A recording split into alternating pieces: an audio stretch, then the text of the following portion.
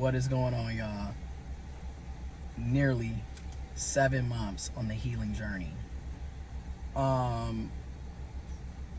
The healing journey from a failed situationship and just wasting my time in situations that I should have been left, right? Or I should have started realizing, hey, you're putting in more energy than you're receiving. We're getting better 7 months in. And that's the other thing. When people are talking about no contact or hybrid no contact or detaching, and it's hard, they miss the person, they're constantly thinking about the person, and then I'm looking at myself like, I don't really have that. And I think one of the reasons why I don't really think about thank you. Yep, have a good night. Same to you. Thank you. One of the reasons I don't really have that issue is, number one, I had already started detaching basically a year and a half, almost 2 years prior to fully being detached and leaving. And I think that's one of the reasons why I haven't had this urge of, oh my God, I'm constantly thinking about this person, or I miss them to the extreme. Like, it's not that I don't miss them, it's not that I don't have love for them, but I realize we're not compatible. And I've realized that at the end of April of 2023. And I finally cut things off from the delusion of romance that I thought I was having with this person January of 2025. It is now August of 2025. So it is, and then the other aspect of this is you need to have a life of your own. You need to have hobbies. I think one of the reasons that some people struggle a lot with these situations is they literally make whomever they're talking to romantically or sexually the focal point of their life. Which, this is another reason why I'm not a fan of monogamy. Because monogamy, in my opinion, it sets you up for codependency. Again, your life should not be revolving around one person. I'm just gonna be honest. Some of y'all act like y'all can't even go out and do stuff unless you're inviting your significant other. And then when things go wrong, y'all have a falling out or y'all break up, then you're sitting up here acting like it's the end of the world when it's not. And that's because you literally put too much emphasis on one fucking person. I'm just being real. It don't make sense. And then y'all give up your own individual lives for this one person. So like, you got people who, they're no longer going to the movies, they're no longer playing video games, they're no longer going golfing or going to the gym or hanging out with the girls and having girls' nights or hanging out with the bros and y'all stop living your own individual lives just because you're talking to somebody or just because you think you're talking to somebody. Notice I said think, because a lot of times we're not even on the same page as the person you're tripping balls about. Like, when you ask some of these dudes, they looking at you like you are one of the many people on the roster. Meanwhile, when you ask the women or the people that are tripping out about some of these dudes, because it could be men, it could be other men tripping out about men, etc.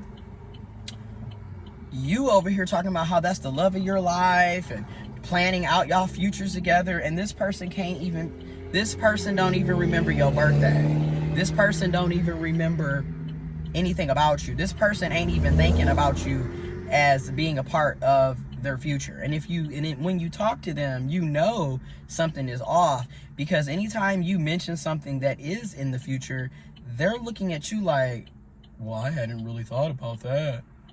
Because they aren't looking at you like that. That's just it. Again, a lot of times we break our own hearts because we don't recognize where we stand in people's lives. You be having people up here and they got you down here.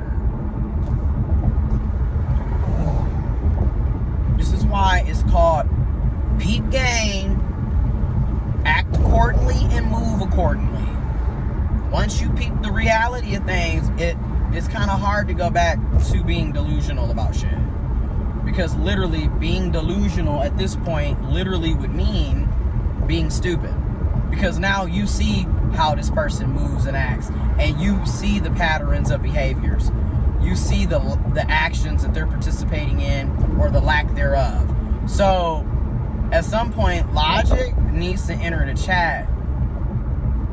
And I'm here to tell you, I don't know if it's because I'm in my 30s now, but when logic has entered the chat, moving forward for me now, I'm basically 2 months out of turning 33. So I do move from a less emotional standpoint and a more logical standpoint nowadays. Just gonna be real. This is because logically speaking, it doesn't make sense to keep pouring into something that doesn't pour back into me, and I'm not getting anything out of it. Like, my needs aren't being met, so why do I need to still be here? These are the things that people need to start asking themselves. You do not have to keep participating in what doesn't serve you and what doesn't have your best interests at heart. You don't have to keep showing up. Like, you don't have to keep settling for less. That's the other thing. A lot of us are complaining about the F niggas, the F bitches, and all this stuff, but we are settling for the F niggas. We are settling for the F bitches. Again, the person has already shown you and or told you that they are not willing to do these things. They are not willing to step up to the plate.